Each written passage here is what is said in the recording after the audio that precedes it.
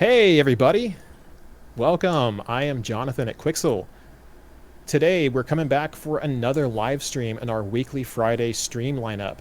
This week we are featuring the magnificent Jack McKelvie in his Halo homage to the multiplayer map Blood Gulch, but never seen in this fidelity. Now before Jack takes over, I would like to mention that we have a massive announcement for those of you who haven't heard. That is right, we have joined forces with Epic Games, and we are now able to offer the entire Megascans library to our users developing projects with Unreal Engine. These are really exciting times, and we're all super happy to see the work our awesome community is creating. So please, don't hesitate to poke us via Quixel Tools on Twitter or on Facebook via the art community at facebook.com/groups/Quixel Tools Group. And without any further ado, please, Jack, take over, buddy. Hello, everybody. It's good to be here. So we got a lot to cover, so I'm just going to dive right into it. First, we're going to start looking at the blockout and the references, because for my scene here, that was probably the most important thing that I ended up working on. It took a long time to get all the references that I needed and build a proper blockout that was as accurate as I could possibly make it. So let me pull over my references here. Here we go.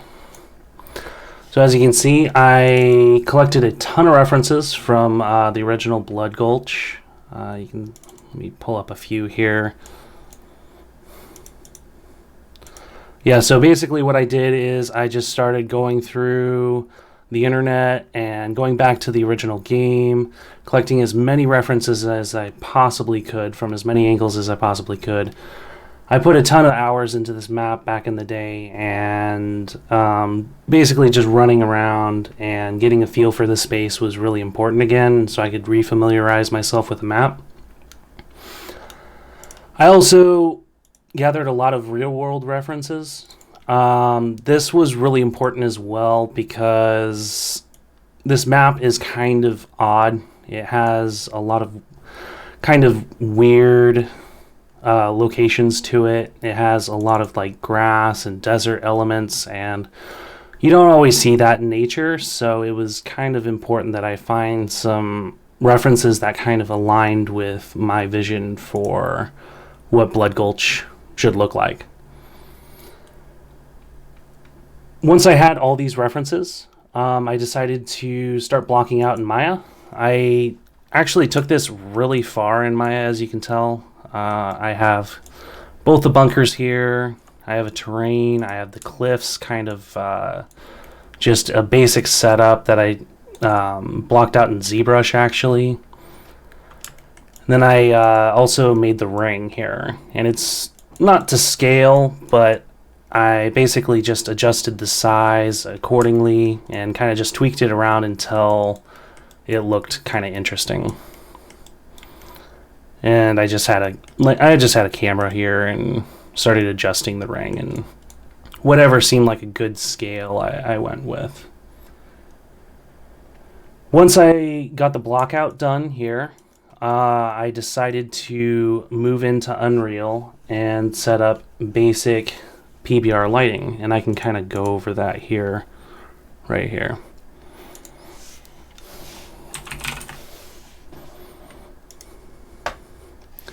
So it's pretty simple to set up PBR lighting, but basically on a sunny day, what you can expect in intensity for the sun to be at is 110,000 lux. I made a lot of changes to that just through practice and, just adjusting based on what I thought would look good. Like if I put in 110,000 lux, that's what it's going to look like. I decided a lower value of 85,000 would look a little bit better. In the lighting settings here, I also messed around a lot with the distance field shadows. I'll go into that a little bit more in depth later, but distance field shadows really helped to make things look really good. Now that I just introduced that, I would actually like to switch modes a little bit to our tracks, because that was actually a really important part of the map here.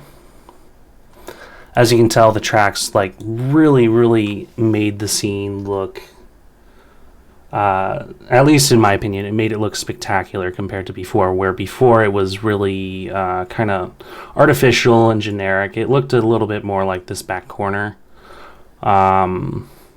But this really helped. It really helped. So let's take a look. Let me pull this over, and to add to your point, sorry yeah, to cut you off there. go right ahead. To add to your point, the tracks in the ground really, I mean, I guess I just said it, but it really grounds the scene. It makes it, it gives it like a scale that you can relate to. From what I've seen of the original map, it didn't really have that, and here it really just comes all together when you have that human scale reference that you can actually see. Yeah, I totally agree. I totally agree. Having some tracks in there just sets the scale even more. There's not a whole lot in the scene that is super familiar with, that you can recognize scale. So having something in there to just give a little signpost for people to look at is really important. I won't go super into depth here, but we are giving away the blueprint tracks and the textures and the mesh as well. For this, you can get that in the description from the breakdown video, so please do go grab that.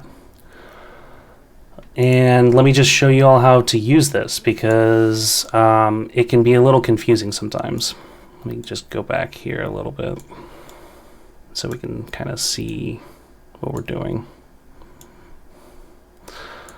So all you have to do is drag in the blueprint, and I have game mode enabled, so let me just turn that off. And you'll see this little point here. You can just select that point, and you can pull it around any which way you want. To extend it further, press and hold Alt and click and drag. That's all you have to do. You can rotate it around, you can do really whatever you want. And this is kind of why it's important to have enough geometry on your base mesh and have it raised in the center.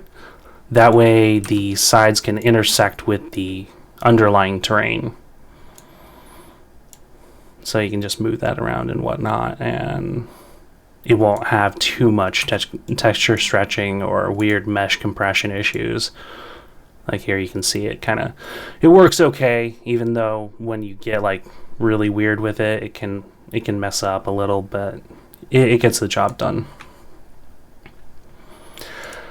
Now, one thing we did have a lot of questions about is the terrain material. The terrain material is not very complex at all. It's very simple, actually. So let me go ahead and open it up and just show everybody what's going on. What I'm using here is just the traditional layer blend that Unreal has had since pretty much day one, I think. So all I did here was, for each type of texture set, I have a color multiplier, so I can change the color of the texture set. And then I also have a saturation control as well. And then that just plugs into the layer blends here. What we may do is, I'm not sure if there's any way we can share the original documentation for this, but it's very simple. Unreal has it documented, but basically all you have to do is plug in the node to the layer grass. And then what I have here is a height map that then plugs into the height of the grass. And what that'll do is it'll allow for height-based material transitions. And what I mean by that is, let me just go to the painting settings here. If I paint the grass, it's going to come up through that height map, and it's going to look really nice. It's kind of hard to see because it's a bit noisy, but it makes the transitions look a lot nicer, basically. All right. Now that we've gone over the basic material here, I would like to go over real quick just the tracks mesh. One thing I did forget to show is I wanted to talk about how the tracks mesh here is kind of important to have. Again, lots of quads here, triangles, whatever. It allows for proper deformation so you don't get any weird issues, but it's also raised. What I'm doing here is, let me just go ahead and exit out of that. What I'm actually doing with the tracks is I have a blend that's happening with intersecting geometry. So if I open up the material, what I'm actually doing is I'm using dither temporal AA and I'm multiplying that against a constant value. So it's very simple, and that's just going into the pixel depth offset. This is all handled on its own. So if I look at the tracks here, I can set this value to a really low value, and you'll see these intersections. And that was really starting to bother me. So what I decided to do was I decided to use this pixel depth offset, and so we would no longer get those transitions, those harsh transitions. One thing I will mention is sometimes your mesh can look a little odd. It can kind of look like this, and it wasn't too bothersome for me. But one way you can mitigate that is you can disable shadows, and what that'll do is it'll get rid of these really dark splotches. Lighting and pixel depth offset don't always go together super well, so disabling the shadows can actually produce a more realistic result sometimes. So if you're having issues with the pixel depth offset, take a look there first and see if that can help.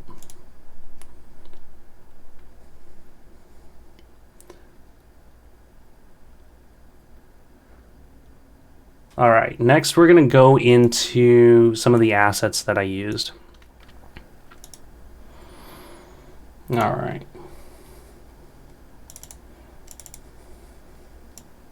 Pull this over. It took me a while to find everything that I wanted to use, but there was a few assets that I really liked from the library that I used all throughout the scene.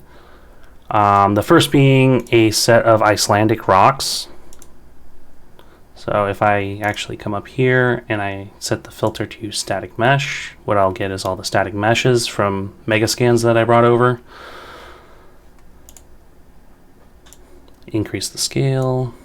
All right, so I used a lot of Icelandic rock meshes. I found that the Icelandic set looked really nice. It had a lot of nice chipping to the rocks that I really liked. There's a lot of ledges like this, you know, there's a lot of cuts and stuff. I always kind of feel like those features look particularly next gen and kind of they're not really seen in games very often because of the high poly counts and, you know, gameplay functionality, stuff like that.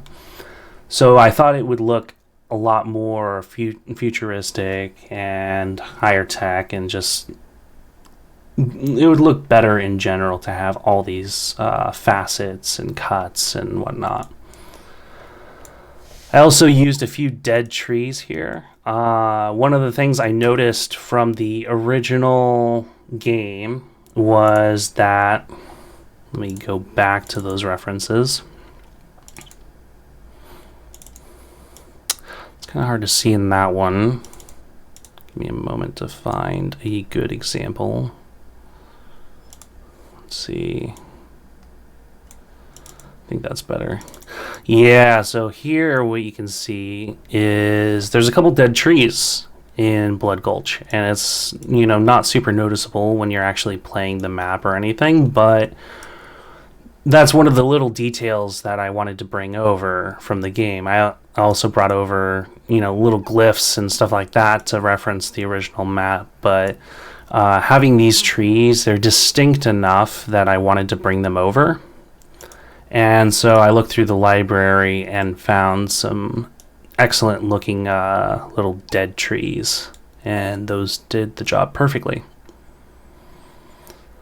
Last few meshes, I actually didn't use any tree stumps or anything. The last few meshes I used were again from the Icelandic set. It was pretty much all the Icelandic set, and that got me mostly through this environment. I think the only things that really aren't from that is these meshes up here. These are some older Megascans meshes, and also these two guys here I think they're from like a desert set, I believe. Hey, Jack. Yeah. Got a question for you. Yeah, while absolutely. we're on the subject of terrain. Mafia Forever would like to know how you created the base terrain. It looks like you made it in Maya, so they'd like to know how you basically laid out your UVs and got it prepped to move into Unreal Engine. Right. Actually, I did not use the Maya mesh for that. What I did is I brought in the terrain here, this super low poly, terrible looking terrain.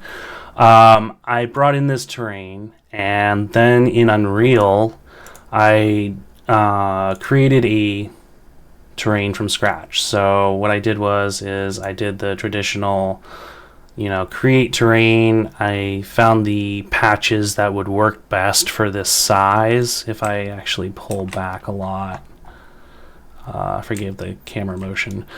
You can kind of see how the terrain extends past the bounds of the cliffs.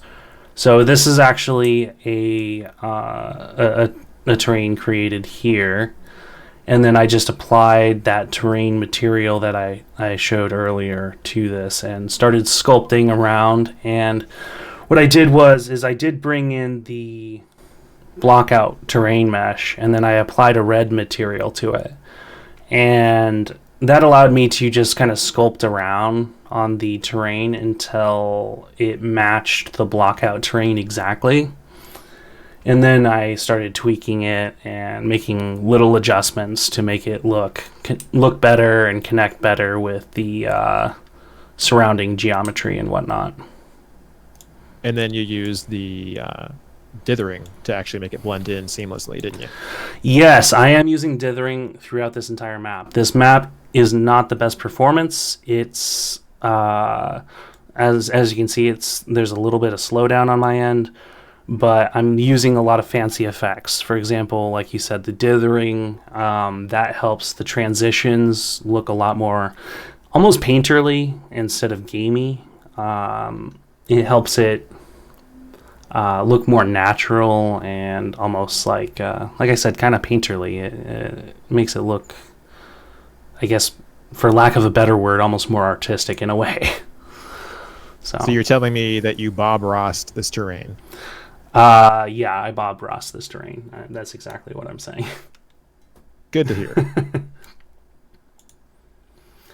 All right, so to continue on with the assets, those are all the rock meshes that I used throughout this entire thing. I just copied around different rocks and placed them around until I found something that was aesthetically pleasing. One thing I will say is I very often worked from a single shot. So I would come over here and I would either have a camera here, and then if you create a camera, where's that? Yes, here we go. Create camera actor here. One thing you can do is you can pin that down, and that'll stay here no matter where you move in the world. That was super useful. And basically what I would do is I would just make sure to have a view here, and then I would start placing all these rocks all over the place. And having that view was really important in order to make sure that all the rocks looked really good from this angle. But then, of course, you move to another angle, say something like this, and suddenly those rocks all look bad. So it is important to jump around a little bit, take another perspective, especially if you want other shots. You need to move around a little bit. That way you can make sure that it looks good from more than just one angle.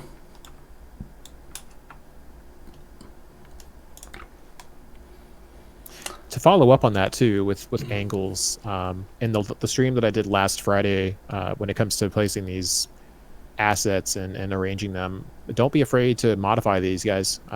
Megascans is not a work of stone, even though they're obviously rocks. It is it's something you can. They're very malleable. It's something you can adjust, you can change, you can apply layer effects to. You can do so many different things with them to really make them fit into your scene.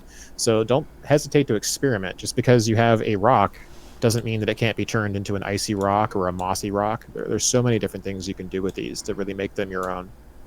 I totally agree. One of the things I was going to just mention with that is a lot of talk. There's a lot of talk about like how do you make Megascans look unique with how they're all the same meshes basically. What I personally do is like you said, I just change them as much as I can because we're artists and you got to be able to roll with the punches. So just like what I do is sometimes I add a Zup shader. Sometimes I retexture things entirely just to get a different look. But one of the things for this environment I really wanted was a Zup shader. Let me just kind of pull this around a little bit. And excuse me. It's pretty simple to set up. Basically, all you need is this node right here, a world align blend. I will try and keep this as simple as possible. I know it's a little disorganized, but please stay with me. All you need to do is plug in your normal map. So whatever your normal map is for an object, plug that into the explicit normal here.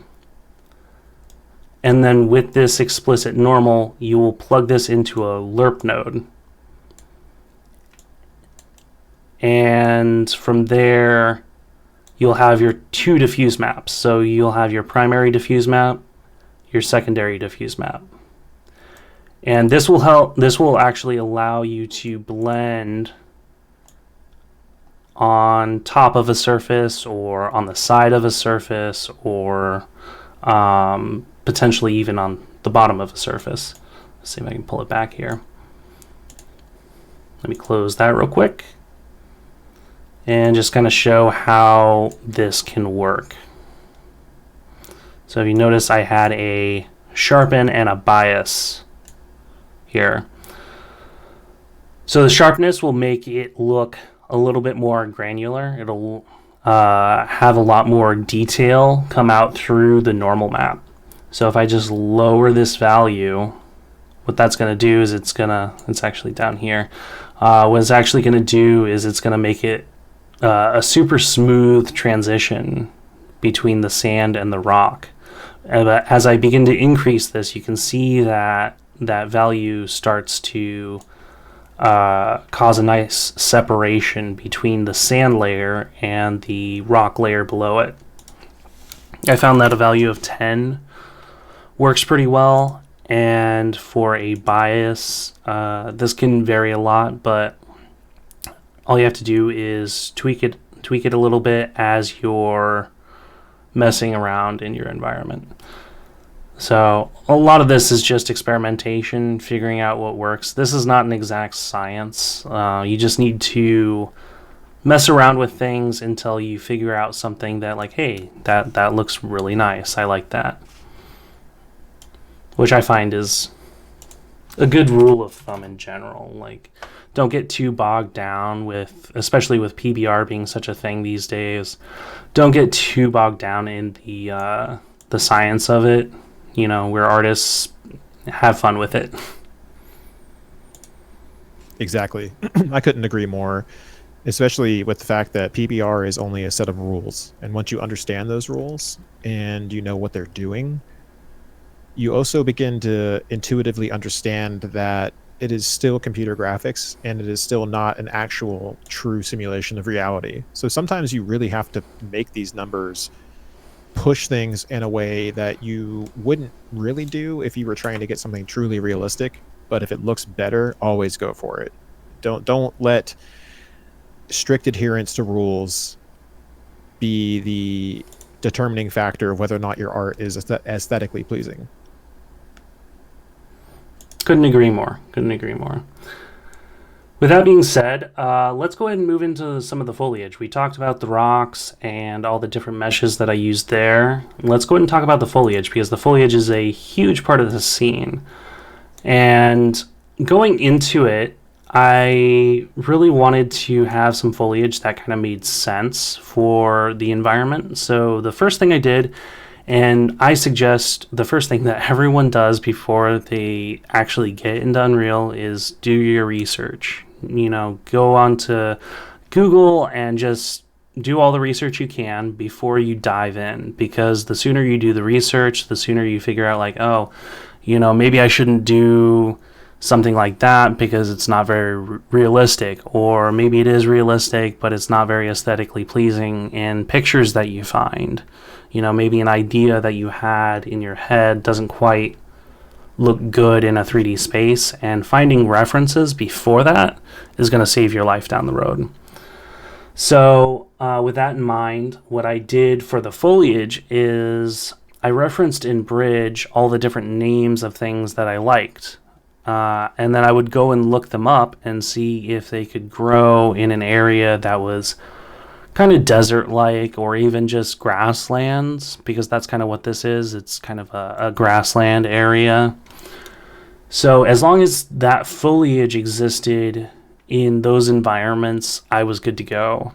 However, if it was like, you know, this is sort of only in a glacier environment, you know, this is a lichen, it doesn't really show up here in like a desert environment.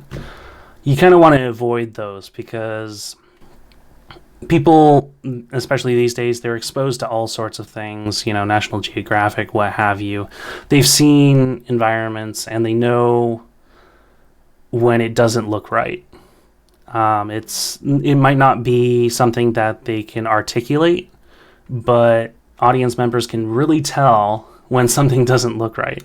So it's important to do your research here and make sure that you get like the right foliage for your environment, but it also needs to look good. So as you can see here, I have a bunch of foliage in here. Whenever you're in Bridge and you export foliage, it will automatically populate in your foliage tab here.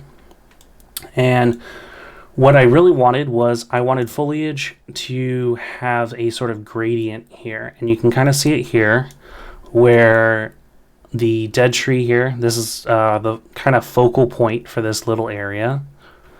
The dead tree is the highest vertical point in these areas, and it's also one of the largest objects as well.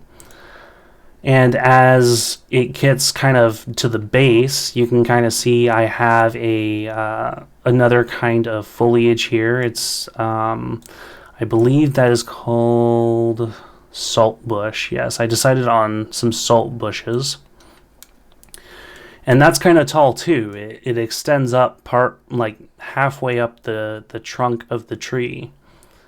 And I kind of have those sprayed out sporadically a little bit, but they kind of stick around the tree. They're kind of centered around the tree.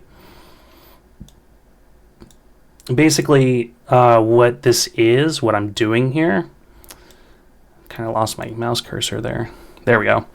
Basically, what this does is it allows you to create a sort of gradient of fall off that leads to a transition. So as you can see down here, next to the tracks here, I actually have a lot of different clovers and really small detail foliage down here.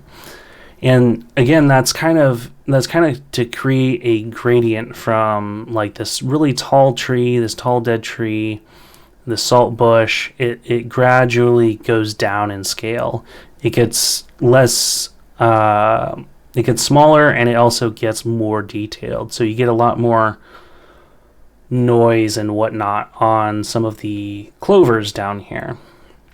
And what that does is it really helps transition to something new, whether it be tracks, a sudden color change, or what have you.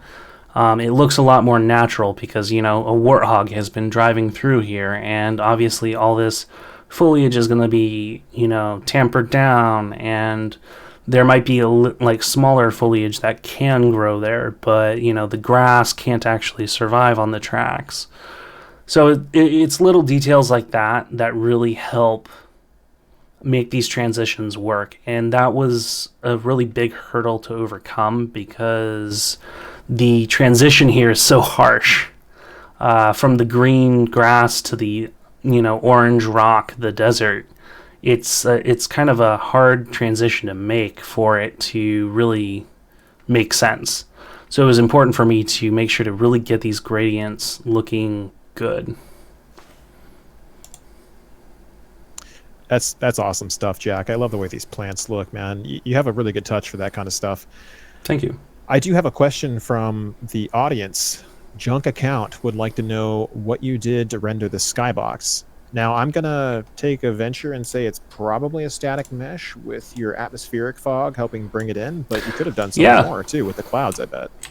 Yeah, exactly. So let's actually fly out here and kind of see what it looks like, because from this angle, you get one picture, but as soon as you move, it suddenly changes. So basically what I have here to construct this ring, I covered it briefly in the breakdown, but basically I have there we go. I have the ring surface here, and the material is nothing special. All I have here is the base textures from Mixer, and I'll go into that a little bit later. I did have some experimental stuff here, but you can ignore that. I just have the textures here, and they're plugged into this right over here. We can ignore all that stuff. It's simple. All I had to do was just start adjusting the tiling of the surface. And what I would do is I would always come back here and start tweaking the tiling. And you can just kind of see how it's all very experimental. You mess around with it until you find something that looks really good. Let me get back over there real quick. Once I had the ring surface, I then started moving on to some of the transitional stuff, because as you can see, this is really separate, and there was a harsh transition between the ring and the cliffs here. I really needed to somehow make that transition more believable, and a part of that was adding some of these cliff meshes to the base here. And you can see, like, right here, the ring isn't even visible from most of the angles down here in the cliffs. But having these jutting out of the ring surface made it a lot more believable. And if I come over here, the next thing that I really did was is I added these 3D mountains. And I think these 3D mountains did a ton of valuable work to sell the transition. Because on this ring surface, it's super, super flat. And being able to add some 3D geometry to this in an easy way was really important to me. So all I did was I grabbed some of these, I believe they're photoreal background mountains from the marketplace. And then I added, again, just a temporal... Yeah, there it is. Sorry about that. The temporal AA node multiplied against a constant value and plugged into the pixel depth offset. Let me just actually show how much this is doing by pulling back real quick. And it's always good to just go back to your original or most important screenshot or whatever. And if I downgrade this value, let me pull this over here.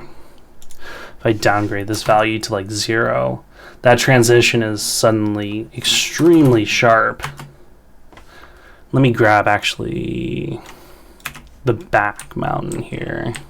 These are separate materials, so it might be better to, yeah, grab this guy. There we go.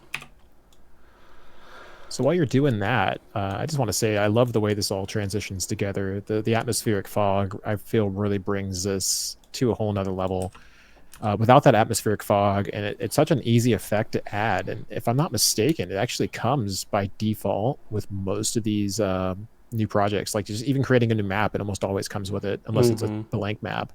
It does, and it's incredible how good that looks. And I'll go over the atmospheric fog a little bit, but yeah, the atmospheric fog, it sometimes isn't super necessary, but for something like this, the atmospheric fog was invaluable. Like especially up here, getting that nice transition up into the upper atmosphere, that was so important. And so if we look at this blend here, if I just disable that, look at how that sits on the ring surface. It looks horrible. So having that blend just makes it so much more believable. And as it blends, it really looks like it sets into the terrain surface very naturally. All right, exit out of those. That's fantastic. I love it. Thank you. And so the last thing I really needed to do is I needed to add cloud cards. And in this instance, I would say that there are a lot better ways to do this if you're working on a game environment, because this is a lot of overlapping transparency, and I can tell you it really affects the performance of this scene. So no matter how else you do it, if you do it like just on a painted surface, like if all this was on a sky sphere with some material trickery, something like that would probably be a lot cheaper. But I was definitely going for quality over performance in this case, and it was also really important for me to be as flexible as possible. So cloud cards was the solution for me. And these cloud cards are actually quantum meta clouds, and let me just double check on the other one. I want to make sure that I have it right. I believe it's just called Sky Card from the marketplace. But ultimately, I got these clouds from the marketplace. They're really great. They get the job done, and they look fantastic while they're doing it. And all this was very iterative, so just copy paste, move it around, get in your primary shot, and just move stuff around until you find a place where it looks aesthetically pleasing. And that's how I created. While we're talking about, oh, I'm so sorry. No, while we're no talking worries. about specs and whatnot and how performance works, we do have some questions about the PC build that you're currently using too. Yeah, absolutely. Like what you can tell us about your processor, your GPU, your RAM. Yeah, no, I'm running a pretty old rig at this point. I have a original non-Founders Edition GTX 1070. I have 16 gigs of RAM. Let's see. I am running off of a solid state drive. That makes all the difference in the world when working in Unreal. When I upgraded to a solid state drive, it just changed my entire life. My CPU is an i7. What is it? I think it's a Skylight. So 4600K, I think. I could be wrong about that, but it's an older generation i7 Skylight. So I'm overdue for an upgrade, basically.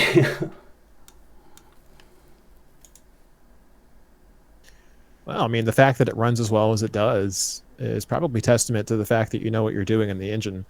A lot of this is down to, like I mentioned in my last stream, when I'm working in dynamic lighting, which it seems like what you're doing as well. Mm-hmm.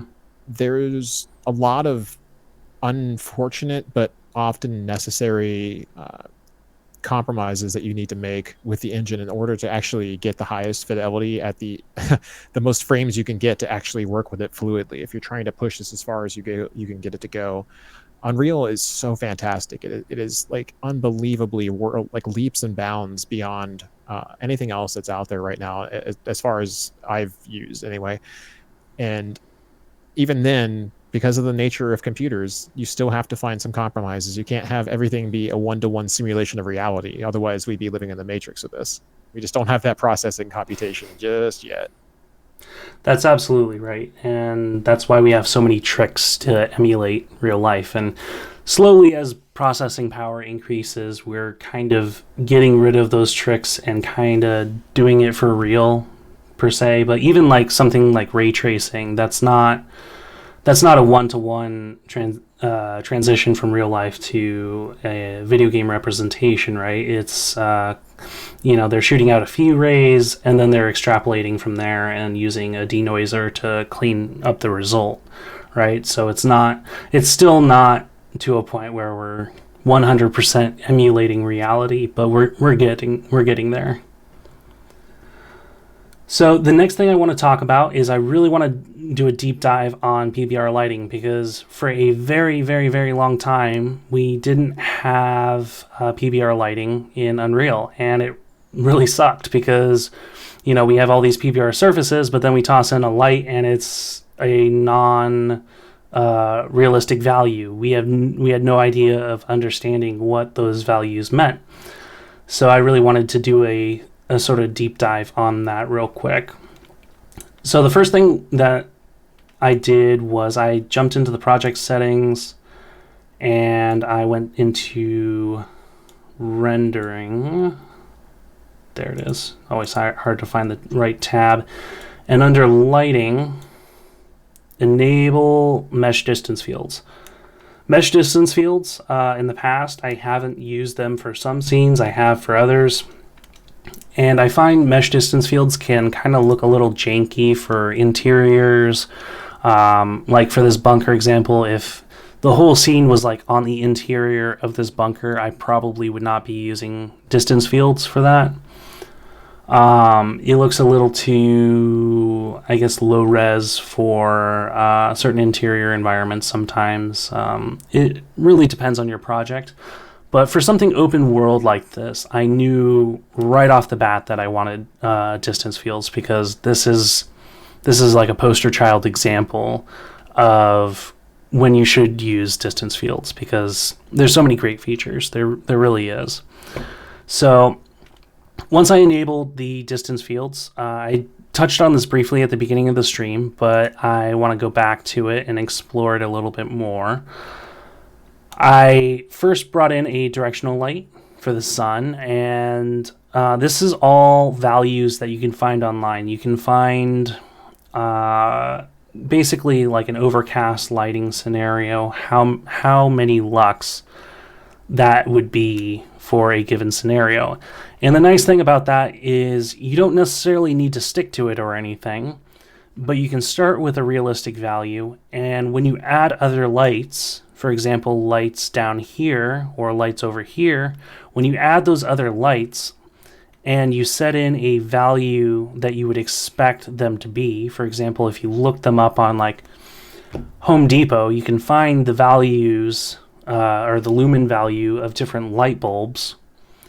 Then you can set those to those values, and suddenly everything in your scene is being lit properly. It's basically being lit in a way that is measurable. And at that point, what you can do is you can change the EV settings. And what this does is this is your exposure. And if there's any photographers out there, they'll probably be a bit more familiar with this process than maybe perhaps a traditional games artist, for example. But you're talking to one right now. Well, there you go. Yeah, no, I do photography in my spare time, so this having these features was so helpful, because once I got all this done, it's like, okay, now my scene is so bright I can't see anything, or maybe it's completely dark. That's because your exposure settings are not set up properly.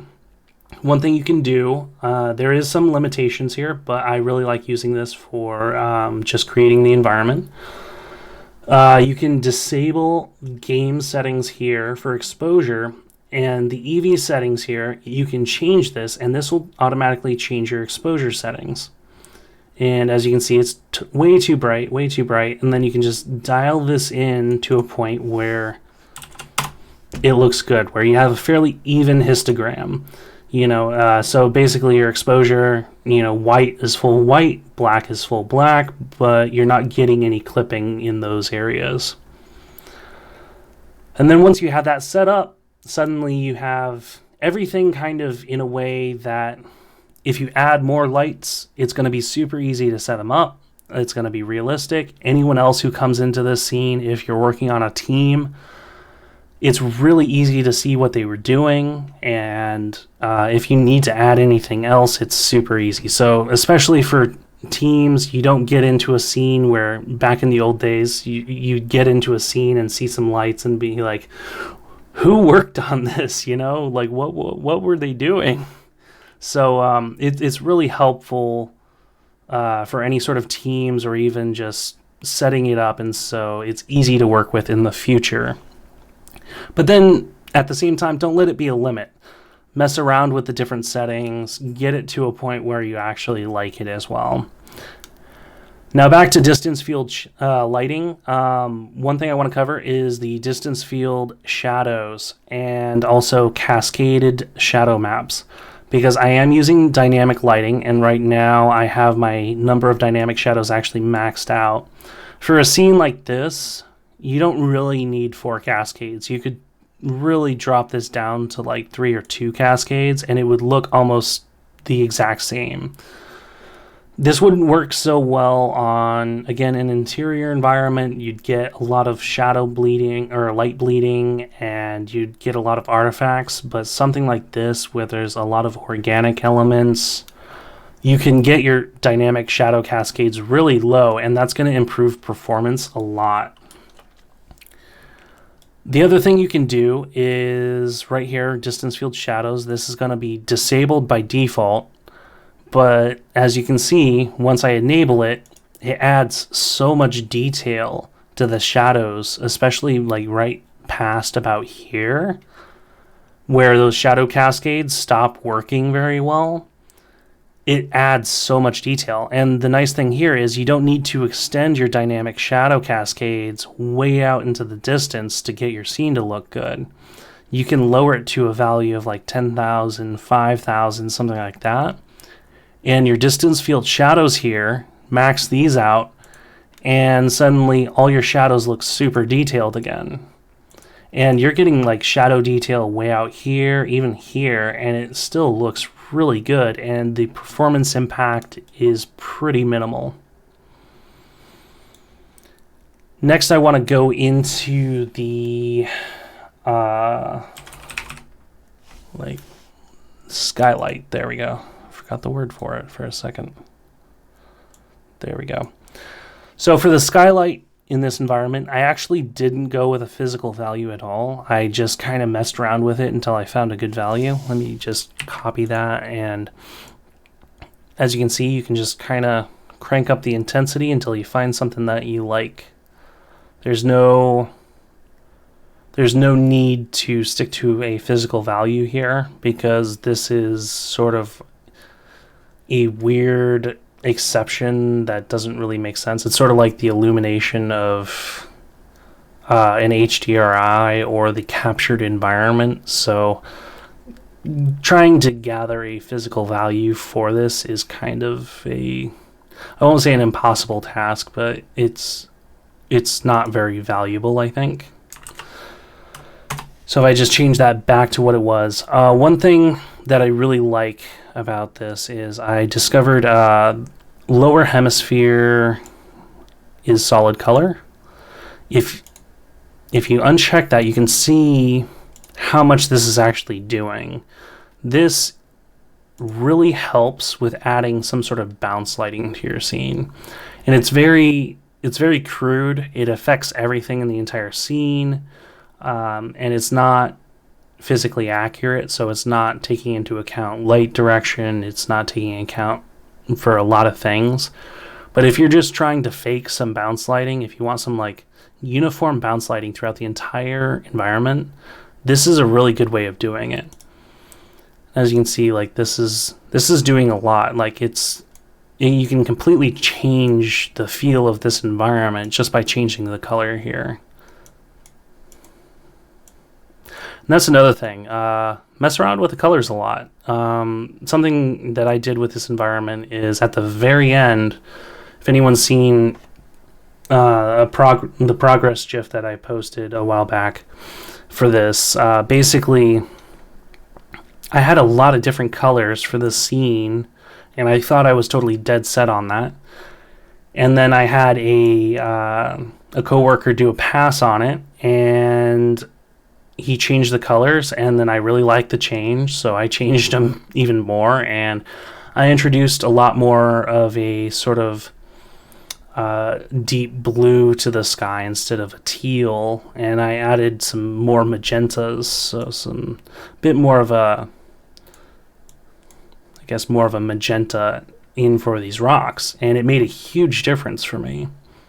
So mess around with colors, even very late in production, mess around with colors, because it can totally change how you feel the scene. Back to our topic, distance field ambient occlusion. So this is a really, really important little nook, because it can be very finicky, but at the same time, it's so valuable. So valuable. So for here, I actually, for the occlusion settings, I actually set it to multiply, where normally I'd have it at minimum. I don't necessarily know what they do, but I found multiply to look a little bit better. Minimum occlusion is a very important setting that I think is going to vary the most. I've changed this setting to 0.8. I've had it as low as like 0.15. But this setting can really change the look of your environment. For example, I set it to 0 and it looks awful. So as I increase this, 0.2, 0.3, 0.5, it starts to become a little less noticeable. Like it's not blotches anymore. It's legitimate occlusion and crevices and whatnot. And I can increase that even further, all the way up to 1, where 1 is doing nothing, and it looks really flat, right? So having something there really helps with the depth, but having it at its default settings can look basically broken. Like I would almost go to the forums and be like, okay, so what's going on? Like why is it broken? But in reality, it's just because it's not adjusted properly. And again, here the default settings. Mm-hmm. Default settings are never the right approach for a lot of things. You always have to be willing to put in the work. That also being said, I wanted to chime in and mention that the occlusion method of multiply and I can't remember the name of the other one offhand. It's minimum. Oh, minimum, right? Yep. Minimum multiply. Right. So minimum actually goes with the minimum amount of darkness that you have in your scene. So whatever your black point is, it's going to go up to that point and no further. Multiply will actually take both the AOs and then combine them together to make an even darker result, regardless of the minimal black point. So it can be used to create very strong contrast effects. It's really good in horror type environments or dark areas, but in open areas like this, it really depends, which is why kind of like I see you messing with the settings. That really helps bring that out if you're going to leave that in there. So again, never be content with just the default settings. You have to tweak all of this stuff. Just like I said with Megascans, to make it yourself, make it yours, you have to put in the effort to do it. Yep, that's totally accurate. And well, I learned something new today, so that's awesome. So yeah, tweak the basic settings, like Jonathan said. Tweak the basic settings because they're not going to do it. And if you're making a portfolio or something and you're using Megascans assets, I don't have a lot to say to that other than make it your own. Really do your best to set yourself apart. Make yourself unique. everything that you're doing with these Megascans assets, make it your own. Make your own identity with it. Anyways, back to distance field ambient occlusion. Those were the most important settings. I also messed around with these settings, of course, but they didn't seem to do quite as much. So between the distance field ambient occlusion and the distance field shadows, that's going to allow you to have basically lower quality distance shadows and distance ambient occlusion. For example, with the ambient occlusion, you don't want that running off way into the distance, but at the same time, it looks really good. So you do want some effect there, but having those effects enabled will kill performance. So distance fields act as a really nice sort of replacement for all those distance effects that you can't really get with anything else. And let's see. I don't know if there's any more questions, but I think that's pretty much all I had planned to talk about. Well, that's interesting because we are almost at the end of the show. So we do have some questions, as we always do. There are always questions. Perfect. Because people are very curious by nature.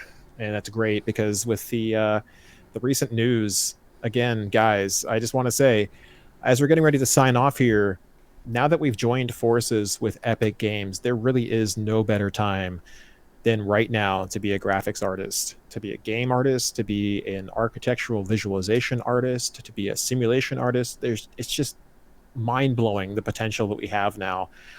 And everything that you've seen here today, everything that Jack has been working with, this is all free. I'm not even joking. This is all free. There is nothing holding you back from creativity and bringing your dreams to life. And not only that, but there's so many tools that are free that aren't just Megascans or Unreal Engine, but also Blender, our new mixer tool, Bridge. The only limit now is your imagination. So really, whether you're an aspiring artist, if you're a student, if you're a hobbyist, a professional, or somebody who enjoys playing games and just wants to know how they get put together and they're made, the only way and really the best way to get started with this is to download Unreal Engine, download Megascans, and just start working with them. There is so much information out there on how to work with Unreal. And all of us here at Quixel, every single one of us, we are more than willing to help you on your artistic journey in any way we can, including in our weekly Friday live streams. So you can always get in touch with us via the Quixel Art community on Facebook, which, as I mentioned at the beginning of the stream, is facebook.com/groups/Quixel Tools Group. You know, I screwed it up in the beginning and I did it at the end too. And we do have our Discord server that you can join as well. I will drop a link into that before we close up the stream today. But thank you guys so much for being a vibrant and vital part of our community. We do everything we do for you guys. And Jack, thank you so much for taking all the time out to showcase how you made this beautiful piece of art. Of course. Thank you for having me. It's always a pleasure, my friend. And again, guys, this is Jonathan at Quixel. We will see you next week. Cheers, guys.